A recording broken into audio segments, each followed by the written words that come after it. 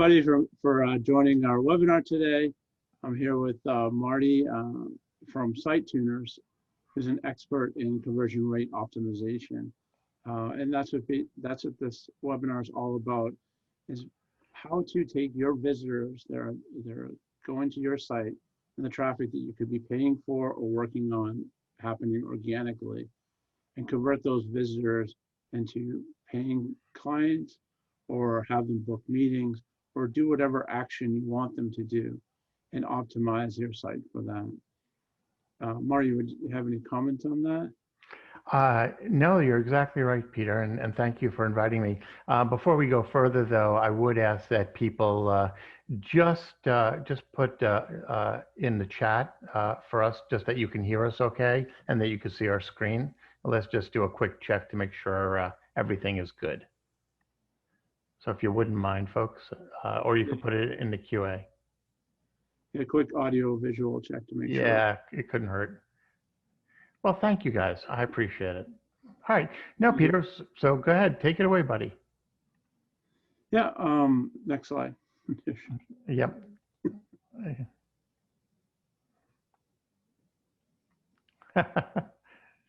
Yeah, so here's the quick agenda. Basically talk a little bit about who Aveli by WSI is and our partnership with SiteTuners, and then the vision on what you want to be doing as terms of conversion rate optimization, where you are now, and how are you going to overcome those challenges.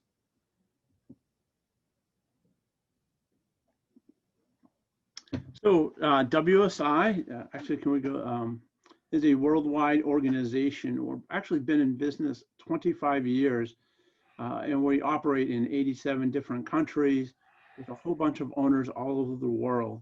And we're a full service digital marketing agency focused on strategic planning for your marketing and your company. And then we work on, once we understand that plan and what we need to do to make sure that you're getting lead generation that you want or that you need, we implement the tactical.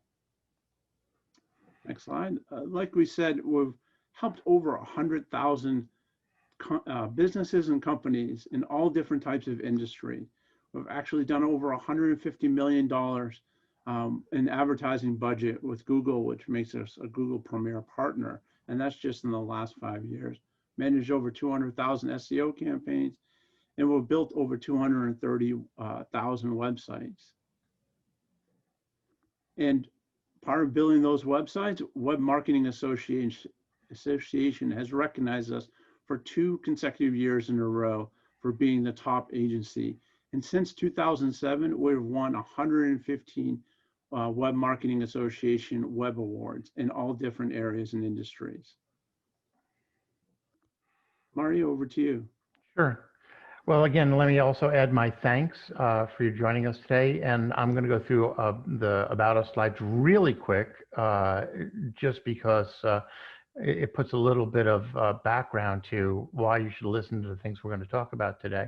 So let's start with, since 2002, we've got over 1,500 clients. Our clients range from people doing less than $1 million a year to people who are doing, literally billions of dollars a year. So we go from small to medium to multi-billion-dollar corporations and everything in between. We are a strategic agency. We have large and small clients worldwide in all sorts of industries. We focus on conversion and conversion rate optimization only, which could be diagnosis and redesign, landing page testing, and ongoing conversion training. So really, we focus on one thing and one thing only. It's about being relentless advocates for your visitors, because by being relentless advocates for your visitors, we can help you increase your conversions. All right. So what is conversion rate optimization? This is probably one of the most important slides in the entire deck. All right, so we're going to spend a little bit of time on this slide. And Peter could probably talk to this in his sleep, because he's seen this slide probably way too many times, right? So, but the point here is, if you align 3 things, user intent with the website experience and your company goals, in the middle of that is where conversion rate optimization lives, all right? And so that's the most important thing. As a matter of fact, I know my video is really small right now, but I've literally written the book on the subject. This is published May of this year, and finally, thank God, finally, as of a couple weeks ago, it's on Amazon. All right, and it's all about the types of things that we're going to talk about today.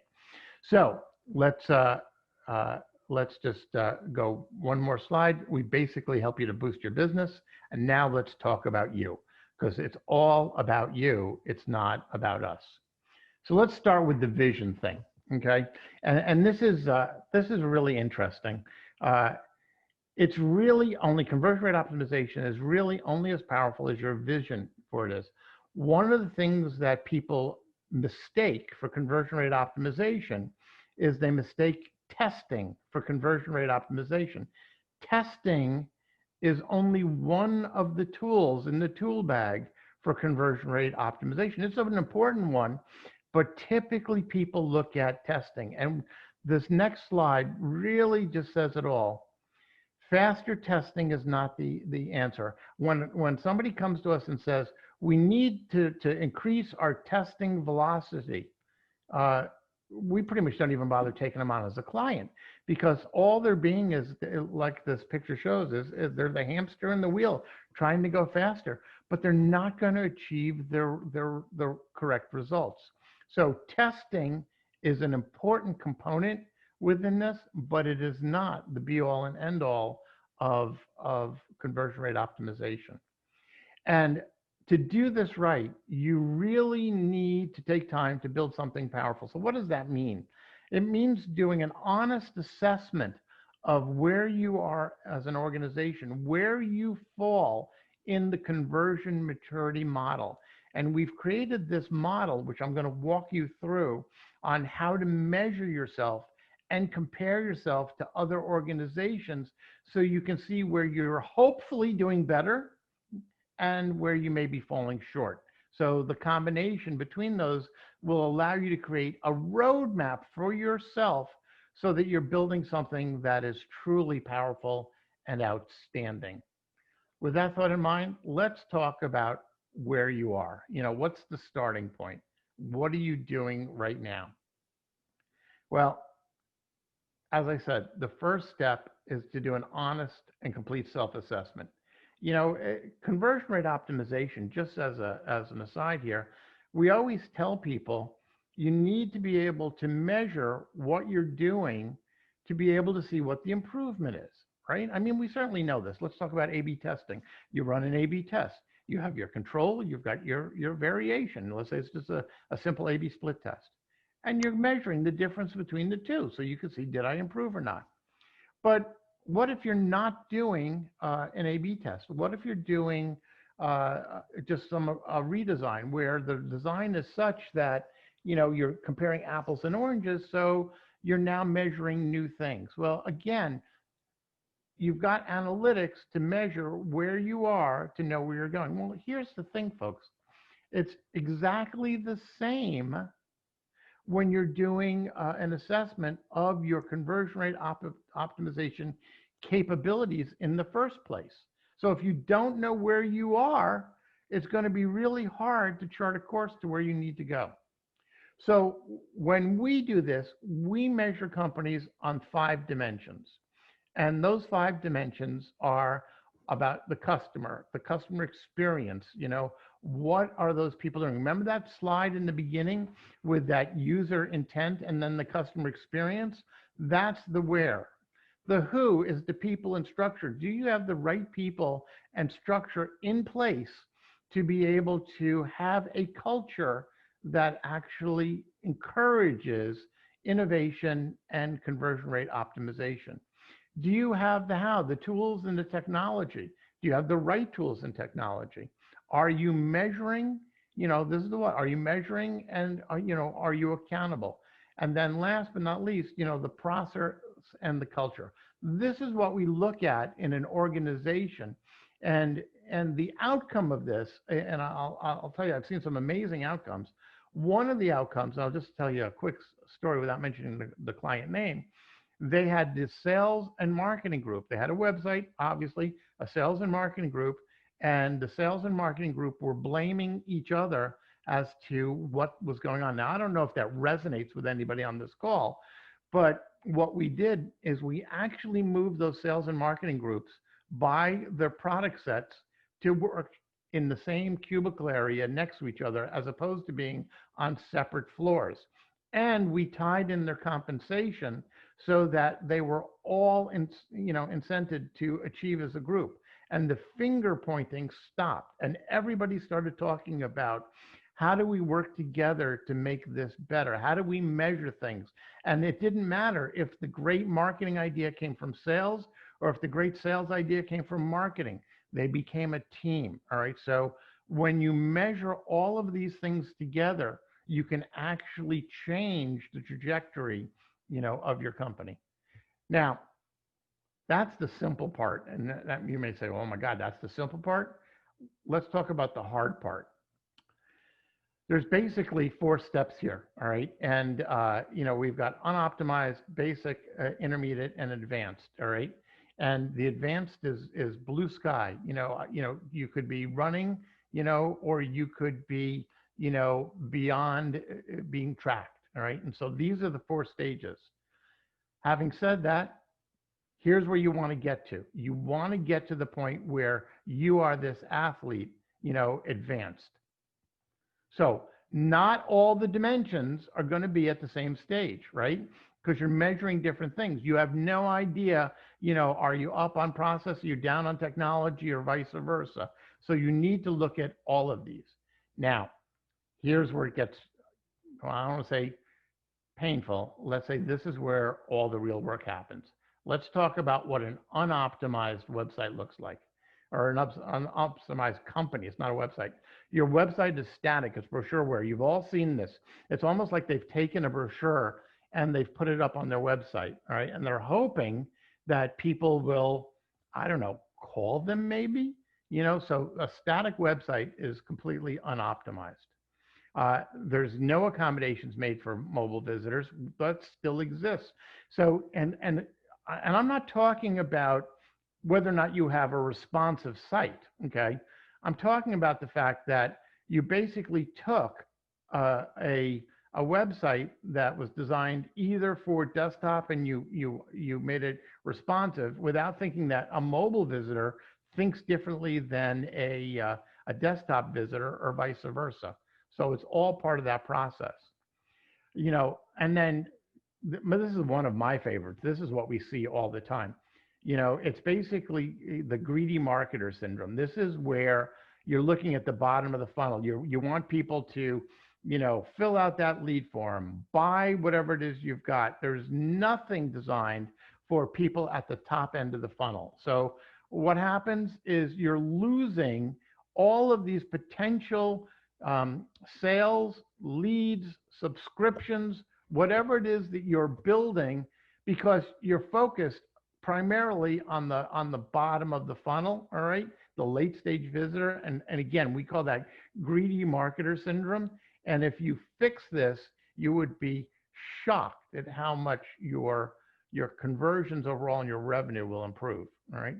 So again, I don't know if any of these are hitting home with you, but some of these may be, and it wouldn't be all of these, by the way. Just because you're unoptimized in one thing doesn't mean you're unoptimized in all of them. This could be, part of the problem. There's no full-time position devoted to conversion rate optimization. Here's the thing, and this is going to sound bizarre. We're a conversion rate optimization agency. We believe what we do is so strategic that, frankly, you should never hire us. Well, why would I say that? Well, here's the deal. If you're doing this right, you have full-time people devoted to conversion rate optimization. So why would you hire a CRO agency? Either because you haven't gotten there yet, you're unoptimized, or you need more hands, or you're just starting out new and you're not sure what to do. So if you don't have people that are focused on conversion rate optimization full-time, you fall into that unoptimized bucket. This is another one of my favorites. Everyone thinks it's all about volume. Okay, well, you know what? I can get lots of volume to any website. Free iPad, stop by our website. Free pony ride. I'm making stuff up here, guys, but you can drive traffic Driving traffic, however, does not necessarily always relate back to increased revenue. All right. If you don't have the right people coming to the right page at the right time in their process, you're unoptimized. Let's go a step further. Uh, Website changes need assistance and approval from IT. I can't tell you how many times we've seen this where, well, it's going to take 6 months to make a change, a simple change. All right. Marketing needs to control the website. Now, that doesn't mean they need to do some of the under the cover stuff, but if everything now requires some kind of IT department, you are not optimized. And then you've got proprietary content management systems, that are, we just saw a site the other day. This just, this is not proprietary, in fairness, but it is old school. If your site is still written on something like Drupal or Joomla or God knows what, right? And they're difficult to maintain, that just doesn't make sense. Or we've also seen it. We've got a new client recently where it's completely homegrown and that is truly proprietary. So that means they're not taking advantage of what's available in the marketplace. All right. No tools. All right. This boggles the mind, but I'll go a step further than no tools or a few tools. Google Analytics, for crying out loud, not configured correctly. You don't know if you can't fix what you're not measuring. All right. So one of the first things you need to do is make sure that whatever you're doing, you've got the right tools, they're configured properly, and they're capturing the data that you need. And then reporting of key metrics. I can't tell you how many people we've seen. They basically give us spreadsheets of here's where we're at. Really? Why? Why is this manual? Why are we figuring this all out? Man, there are so many dashboards out there. There are so many tools out there. If you don't have dashboards, especially dashboards for the different levels of person in an organization, you're not going to be able to move the business forward. So again, this is what an unoptimized site or company looks like, okay? And then I love this one. And we hear this all the time. Peter, you probably want to chime in on this. I know marketing budgets are fixed. So you look at somebody's company or their site and you say, you know what? If you make these changes, you will increase your conversion rate by 25%. And let's say they're a $10 million a year business. Pick a number. I'm 100 million. It doesn't matter. $10 million, a 25% increase, would be 2.5 million. Yet they say, well, our marketing budget is fixed. We can't spend the money on it. Why? And let's say it would cost, and I'll make it up. It costs, $100,000 to get 2.5 million. I'd make that trade all year long, right? Every day of the week, right? But people say, well, our marketing budgets are fixed. That's, as they say, nuts. Peter, you probably run into that, right, buddy? Well, I mean, and it's also once you make these changes, it's not paying any more money for the additional traffic. Yeah. You're taking your existing traffic and you're making them convert. Yeah. Right? And the way I talk about it is conversion rate optimization is the gift that keeps on giving. All right. Right. Once you do it. So Peter knows this. We've talked about this many times. If you, and again, I'll make up some numbers here, but if you've got a company and it's doing $1 million a year in revenue, and I'll just use that, and let's pretend it's pure profit. And so to drive traffic to your site for $1 million a year, you spend, we'll say, $500,000. So your cost of acquisition is 50%, right? So if you want to increase your revenue by 50% to go from $1 million to 1.5 million, what could you do? You could, increase your traffic. All right. So instead of spending $500,000, you would spend $750,000, right? And your profit went from $500,000 to, $750,000.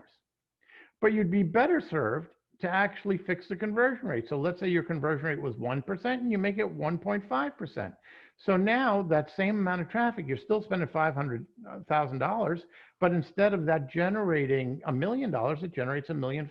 So you've increased your profit by $1 million. And here's the other benefit of that. Okay, if you do that, you're spending $500,000 a month, maybe, or a year, or whatever it is, in traffic acquisition to make $1 million in profit. Versus in the other one, if you worry about traffic, well, guess what? All you're doing is increasing your costs, and getting basically half of the benefit in return. So there's no culture of measurement in the company. People aren't being held accountable. People aren't measuring what's going on. So again, if you're not measuring it, you don't know what's working. And then my favorite is the HIPPO, the highest paid person's opinion. Marketing decisions are frequently overruled by executives without any basis in fact, right? And we've all suffered from that. It's really an optimized company is one that makes their decisions based on true statistics and true numbers. And there's no formal process for CRO. So you try something, you maybe hope for the best, but there's not a formal process. And marketing, oh, Peter, looks like you got a comment there, don't you, buddy? Well, so I'm just looking at this list and I'm thinking this wouldn't be for like high-tech companies. I mean, companies that are producing software or hardware, right? These are like small businesses that make. Oh God, no. Oh God, no. There was a company that will remain nameless, a client of ours, $20 billion a year hardware company, and I was talking to their executive VP who was responsible for a segment of his business, and they failed most of these things, okay? And my, marketing decisions are frequently overruled by executives. I'll never forget the one comment he made to me. $20 billion company, this guy's responsible for $16 billion a year. And he says to me, well, Apple does it that way. And my response is, yeah, that's great, but you're not Apple, okay? And so this is not necessarily small companies. We see this across the board from small to medium to even large. And if you remember that slide, Peter, where I had the different stages, it might be that they're very optimized on one thing, but unoptimized on another. So it's not like one size fits all in the process. All right. And there's no executive management awareness of CRO, which is we'll call that just unfortunate, because if you don't have executive buy-in, it's really hard to run a CRO program. All right. And then, the content that you use elsewhere is reused and just thrown on the website. This goes back to the brochureware concept. So this is a snapshot of a company that is completely and totally unoptimized. Now, I don't expect that anybody on this call is completely and totally unoptimized, but I would bet that there's some parts in here that resonate with the audience. So what's the basic company look like? All right, a basic company, the website's mostly static, all right, but there's some interactive elements for some key tasks, right? And we'll go a step further. This is what I call this editorial focus on the company and products and services. This is what I call the opera school of marketing. All right. And what do I mean by the opera school of marketing? It's like me, me, me, me. It's all about me, and it's not about the visitor. All right. So at least, there's an editorial focus as opposed to they just took something, but it's the wrong editorial focus. An occasional manual email communication. There's no drip marketing. There's no automation in here. It's just sent out, haphazard.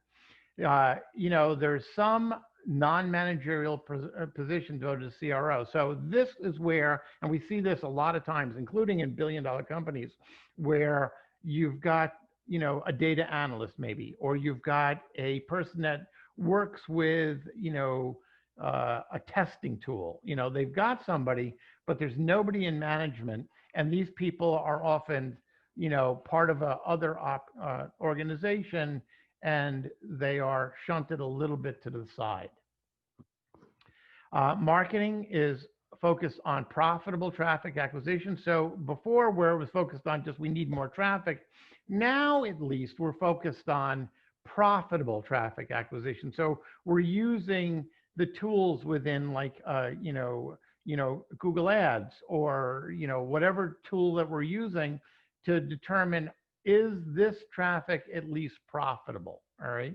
So it's a step up from we just need traffic.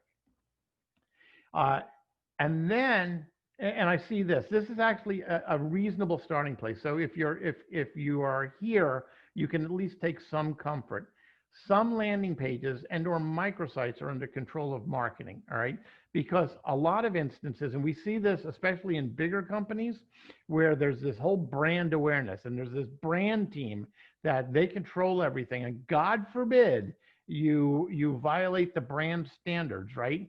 But they'll allow this marketing group over here or that group over here to have a landing page or two or some microsites.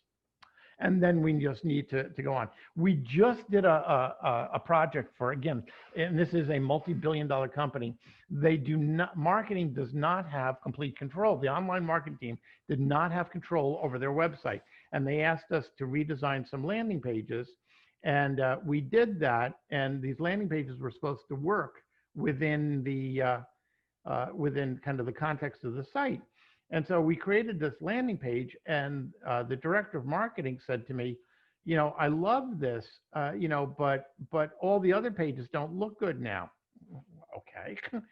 So I said, well, here's the problem. We created a unicorn swimming in a sea of donkeys, right? I can't help you if we can't fix the other pages. And so we wound up working on other pages for their microsite. So we got a step further.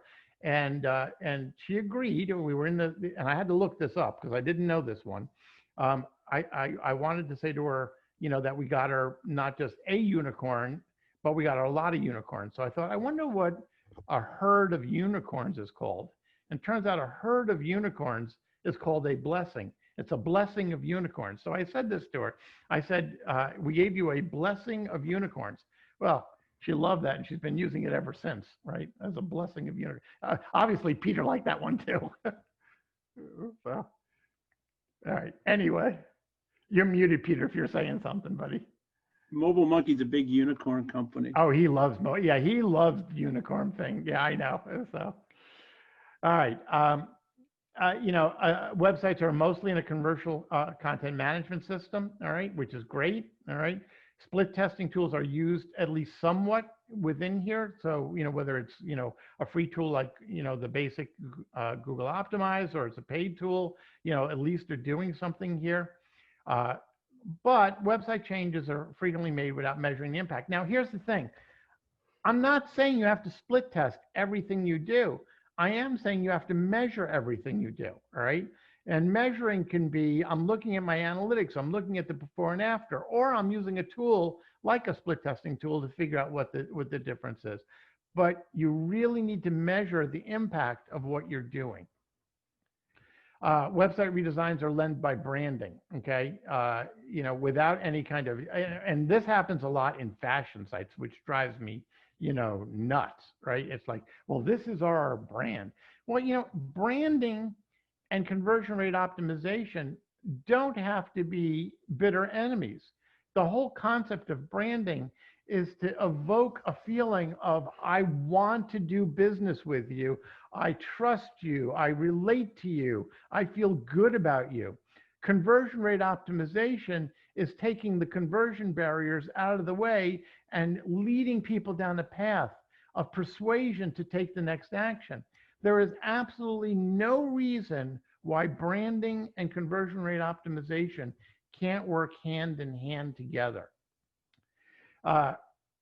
Reporting key metrics is done, in some type of dashboards. They're maybe not real time, but they at least got some dashboards, in the process.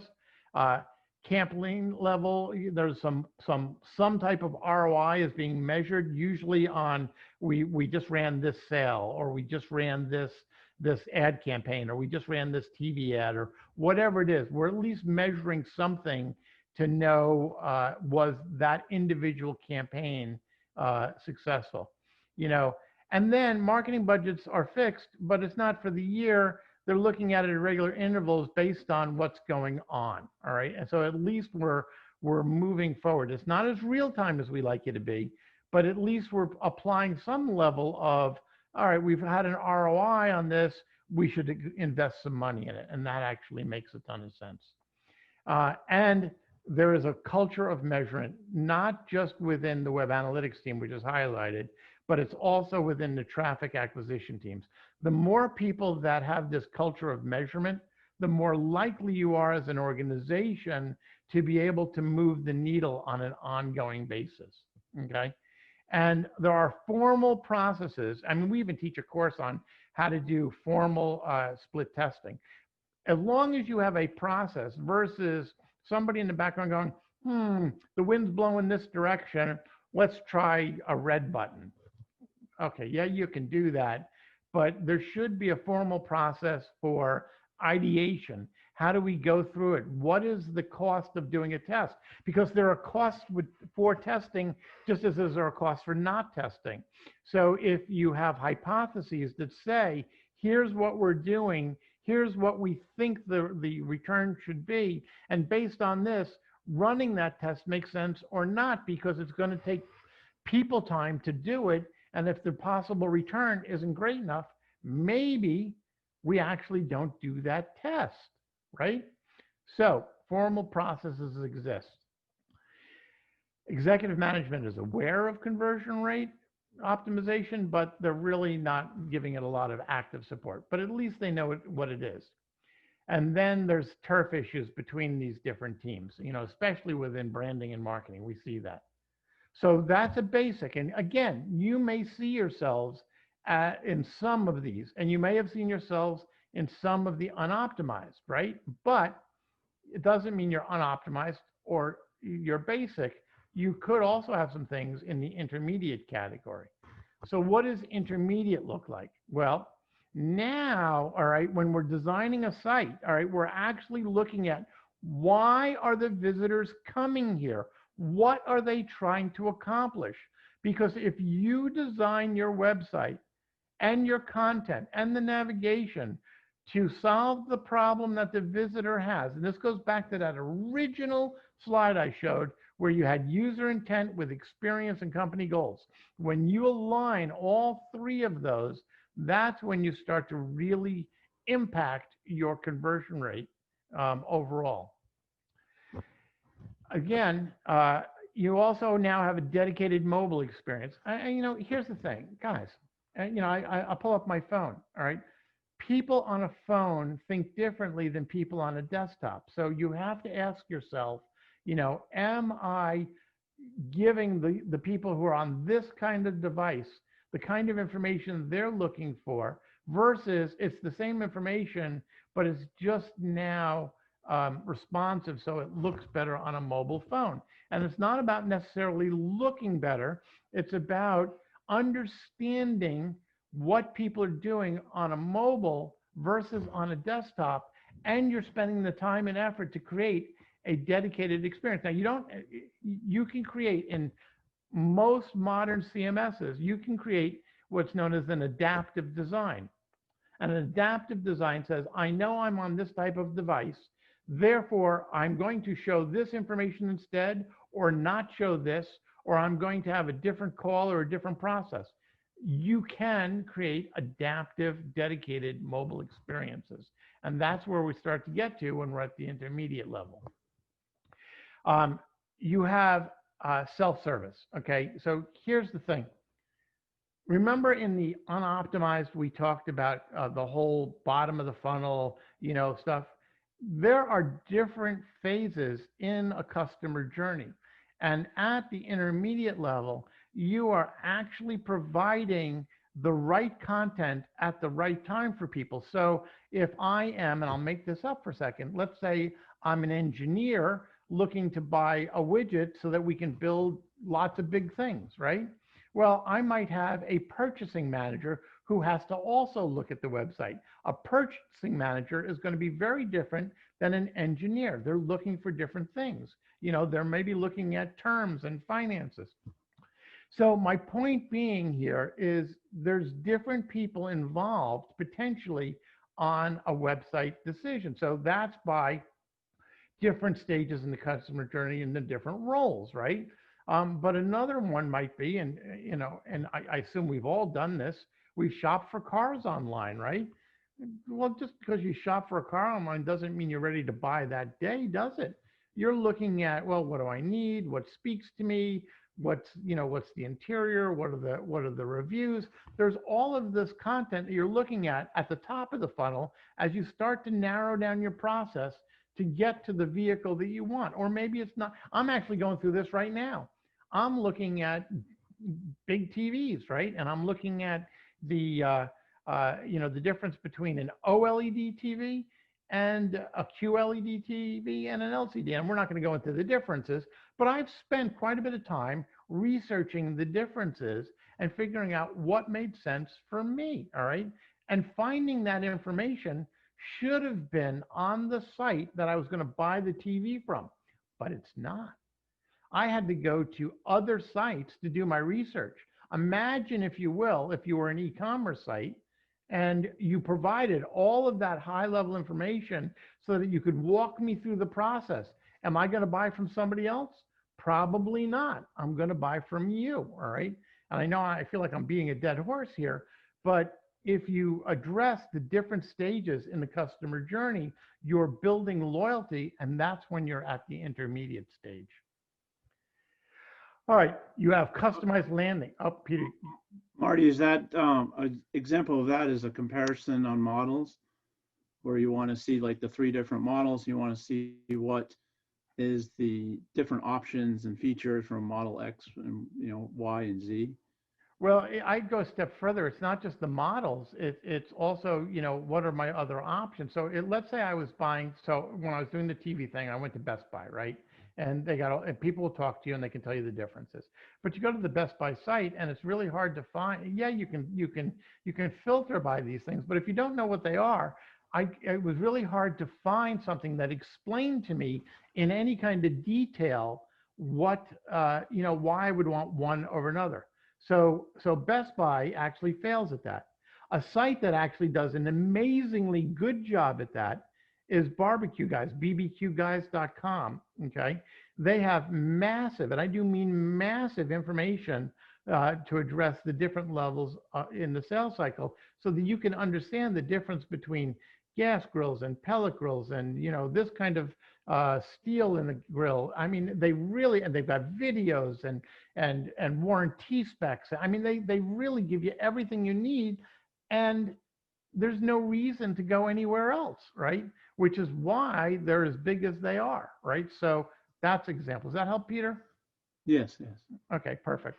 All right, and then the customized landing pages matches the visitor intent. I all too often we see where people send traffic to their homepage or their product page or their whatever page, right?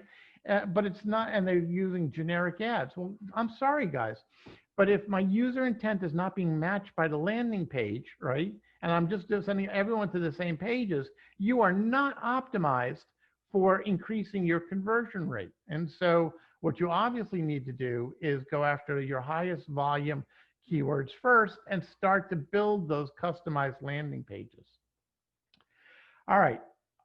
There is a formal CRO team finally, and there's a manager, and we've seen this. There's a manager, there's full-time positions, and they may be within the marketing group, or they may be, but they're not a strategic department yet. And when we get to the optimized area, this is going to blow your mind when you see what we're going to be proposing to you. All right, but at least it exists. Now, CRO members, they have training in CRO, all right, and they're given the opportunity to get additional training. So it's like any other resource. If you invest in your resources, they will become more knowledgeable and they will return more back to you, all right? Marketing is focused not on just profitable traffic, but it's also focused on conversion. And then all websites, are in some type of commercial content management system, not just some anymore, all.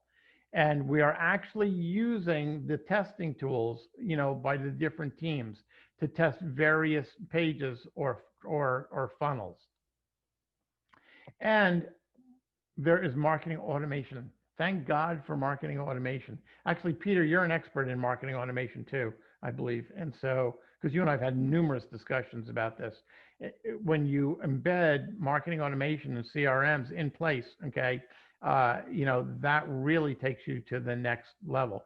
Now, to get to even further, it's obvious that we not only just have to have them, but we have to actually start running tests on them, okay? Automatic alerts are triggered if key metrics are out of line, all right? I can't even begin to tell you how often we see people that something was working and then it stopped working, but nobody's looking, right? And it's like, well, and then they just spent God knows how much money because they weren't paying attention, right? I mean, that's just crazy. So, Peter, you want to add to that, buddy? You look like you do. No, I mean, I think those 2 points, right? And the sales team wants to have the proper information at their fingertips so they know what is the lead they should be pursuing at that point in time. And I think that comes in with the triggering and the marketing automation. All right, so moving on, web analytics cover everything, okay? And you're actually paying attention to what the analytics are telling you. It covers all of your web properties. Marketing budgets are more flexible, and when you put together a good idea and you can justify it on ROI, you can actually run projects that weren't necessarily originally planned for in the beginning of the year.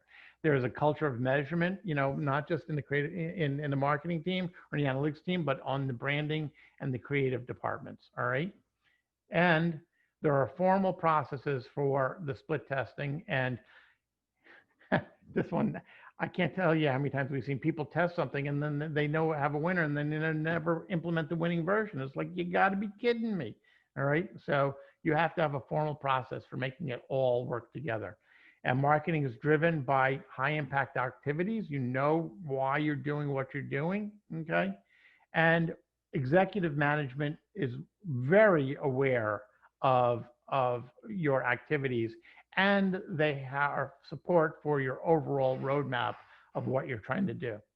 Now, let's talk about Nirvana. Advanced, all right. Everything is created from a user-centered perspective, all right. The web experience reinserts return visitors into a prior context. So we're doing personalization now, all right. We've got personalized websites. We've got personalized email communications. Everything is proactive and related to the visitor. And now there is a formal standalone CRO team that reports to the CMO. This is for obviously bigger companies, right? Because these people are strategic and they should be reporting what they're doing directly to the CMO, and not to, the manager of e-com or the manager of lead gen or, whatever. They report up to the top, all right? The CRO team sets strategic priorities, all right? And there's a formal process to get ideas across the company, all right? They do training, not just internally, but they train people outside. Because if you train your graphic designers to do design for conversion versus just doing design for aesthetics, you will wind up with a much higher converting website. Marketing is focused on increasing the profits over a lifetime of a customer. It's not just about, is the traffic acquisition profitable? It's how do we increase the overall value of our clients, all right? And almost anything can be done without IT. Look, IT is not going away, right? But your system should be set up that marketing should be able to make most of these changes. All of the websites are integrated into marketing automation, CRM, and all of this stuff works together now, all right? Because now you've got dashboards that are actually telling you what's going on. So you've got lots of tools. You know what's working. You know what's not working. You're measuring it, all right? You are testing everything. And I will take it a step further. We've seen companies that are at this level. They don't just test what happens, on their website. They've taken it where they're testing what happens in their physical locations, where they've got stores or they're in malls or they're whatever they're doing. They test everything. They take this to the nth degree, and they are testing and reporting back across all of their operations, not just their website. And then real-time content changes. This is personalization based on predictive analytics, behavioral targeting. And there are tools that'll actually help you do this. Once you get to this level, your site is converting and your company is converting at a much higher level. And then winning versions of tests are deployed automatically. There's not a discussion. I can't tell you how many times we see the discussion, well, it did win, but I'm not really comfortable. Well, who cares if you're comfortable? It won, okay? So we need to make sure that winning tests are deployed, okay? And then all the web-facing experiences are configurable and can be tested easily, all right? There are ongoing and automated process for testing, all right? And marketing is driven exclusively by, well, actually, this is not completely fair, by high impact CRO activities. Marketing can also be driven by you're launching a new product. But even if you're launching a new product, everything you do around it should have a CRO focus, right? And all operating divisions, are tied to improvements in efficiencies, all right? Because if everybody, and this is what I was talking about, how we moved different groups together and then we had their compensation changed, that actually meant that everybody was in the boat rowing at the same time in the same direction, okay? So good things were happening. So I can't even begin to tell you how important that is. And then executive management not only understands what it is, all right, but they support what the CRO group is doing, all right? And then last but not least, and this is where it truly becomes nirvana, because I've been an executive VP in a publicly traded company, all right? Solid cooperation among all departments. And I'll just share two stories real quick. I worked for a guy and I was director of marketing and there was a couple other directors and VPs. We all reported to the president. And it was the best job I ever had. The team really worked really, really well. I mean, we were on fire. And the company got sold and so we all parted ways. Years later, the president called me up and says, I want you to come join me again. I went and joined him in this new company and it just wasn't the same. Because one of the people on the team, all right, and that person remained nameless, wasn't a team player. So all the other departments were cooperating, but the one wasn't. And it just takes one person to ruin the whole thing. A solid cooperation among all the departments really makes a difference. And so here's what we see. Obviously, if you're not at the baseline, you're not seeing improvement. But basic stuff, just doing the basic stuff, we can see a 50 to 100% increase in conversions. Intermediate, if you did everything right, you could be 100 to 400. And if you're really advanced, you really can, expect to see from when you were baseline to where you are, anywhere from 300 to 1,000%. We see this time and time again, and it's based on doing all those things. Now, but let's be realistic. To get to the advanced level, you got to be firing on all cylinders and doing everything correctly. All right. So what do you need to do? Let me give you a couple things, make it easy. You got to diagnose the problem. You need to understand what's standing in your way. So what are the barriers? So the first thing you do is you do a tactical audit of your website, your landing pages, all of the pieces of your online presence. Make sure that all of this stuff is user-centered. If you don't know where you are, remember I said that in the very beginning, if you don't know where you are, how are you going to get to where you need to go to, right?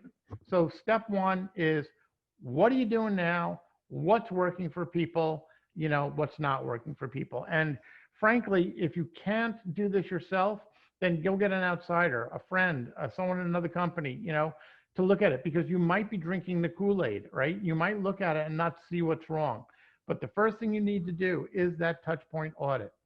The next thing you need to do is a content for conversion audit. Are you providing the content for the different roles of people so that everybody gets what they're looking for at the right time in the right place? So that's the next thing you do, content for conversion. And then you do a triage, all right? What are the things that need to be fixed? Go after the most dire problems first. Get quick wins. When you get quick wins, what will happen is you'll get more and more buy-in from management to get to the next level. All right. So conduct the touch point, conduct the conversion audit, do the triage, okay, and then prepare a report card for where you are, where do you think you are, and then create an action plan to basically get to where you need to go. So start with the most obvious problems. If you just fix one thing that you find, all right, if you break the logjam, basically, what will happen is things will start to flow. So you want to develop an action plan that prioritizes the highest value activities, but that also are potentially quick wins. All right. So overall, if you do this, you will be in really good shape. So with that in mind, I'm happy to take questions. All right. And so Peter, you're going to monitor questions. And Peter also has an offer for you. All right. So if you need to contact us, Peter is the guy to reach out to. And that's a copy of my book there. And that brings us to the offer. All right. So if you would like to take us up on this, okay. And you could go to, you've got the code here, or you can go to this quick link, and we'll do this now. I'll go a step further. If you want to do this, it is a 90-minute review, and I will personally conduct the first 3, and I will send you a signed copy of my book. All right. So the first thing that will happen when you go there is it will ask you to put in Peter's name and his email address. So Peter. Yeah, you can go back to, it's actually a build slide, so you need to click one more time. One more. One more time. So Peter got fancy with his slide. Okay. Sorry, Peter. Yeah. So I have one question. Is one of the interesting things, I think it was in the advanced state. Mm-hmm. So you're telling me if I know that these sophisticated CRM systems or marketing automation systems, if I know the buyer persona, if I've done a good persona workshop and I've defined all my buyer personas and assign those personas to all the contacts in my CRM system, when they hit a website, we can change the content of that website? So we've tied 2 things in, okay? So there are personalization tools out there, okay? And those personalization tools are what actually change the content of the website. So personalization tools could be, for example, Optimizely, which people think of as a split testing tool, but it also does personalization. Evergage is a personalization tool. Those tools, and there's others, those tools will take into account what people are doing, what they've learned over time by other people, all right? And based on, who these people are, especially if you're doing return visitors, it gives them a fully personalized experience, all right? But if you go back to our slide of, crawl, walk, run kind of thing, that is at the full out pace running, all right? So there's very few companies that we see doing it. Now, we have done that for some people, and they've gotten some amazing results. I mean, literally multiple hundreds of % increase in conversion rates, all right? But that's just an example of the type of tools. It's not the CRMs doing it, it's the personalization tools are doing it. All right. But we can tie those. You can tie those together. You can tie almost anything together. All right. If you know who these people are. So yes. Right. I mean, I know in a marketing email, when it hits a certain content, you can change the content on some of the better ones based on persona. So right. Not just a simple hi first name, but maybe the first paragraph changes if they're an executive versus somebody that's not an executive. Right. Well, again, you can do the same kind of thing. You can even change with personalization, not just what's on the page. You can change the flow of the website with personalization so that different paths open up or close up depending upon who the person is. And you're saying what? And this is more on the That is, intermediate to advanced no, level. that is in the advanced stage. That is absolutely in the advanced stage. And that, there's so many things that need to be done before they get there that, if somebody said, we want to do that, and we've had people say that, it's like, oh yeah, but you're not doing any of this other stuff first. You got nothing to build upon, right? Yeah, crawl before you sprint. Yeah, or at least be walking, crying out loud, right? Right. Well, and that's what when we're talking about. This is an ongoing process. Right. And I liked how you put it into the basic, intermediate, and advanced. Get the basic stuff working, see how well that's performing for you. Once you figure that out, then you can kind of move up into the intermediate state and continue over the years to really finely tune. Once you really get buy-in in that company. Yep, agreed. It takes time. So, And well, Peter, how much pushback do you get on some companies when you're discussing even some of the basic changes? well, I mean, nobody wants to be told that their baby is ugly. Okay. I mean, so let's start there. The first thing that happens is they have to look at what they've got and do an honest self-assessment. And frankly, that's hard for people. I mean, I always make a joke, no one wants to be told, that their baby is ugly, but we know there's ugly babies. I mean, that's where ugly people come from. I mean, all right, so that's a bad joke. But the point being, there's so many bad websites and so many bad experiences out there, and people have put so much time and effort into them, and it breaks your heart, but you got to tell them what they've got is wrong, okay? And so you're going to get pushback. But if people are sincere about wanting to increase their revenue and their profits and their conversion rate, they have to do that honest self-assessment first. That's step one. So. Okay, Peter, that's all the questions I have. Yeah. Thank you very much. I really appreciate you taking the time out today and spending it with us and the participants to really give us an eye-opening of what you can do with your company in the different stages that you can bring conversion rate optimization for more higher online profits. Well, thank you for having me, and look forward to working with you and your clients. So have a great day, and thank you all for joining. Thank you. Okay. Bye all. Bye.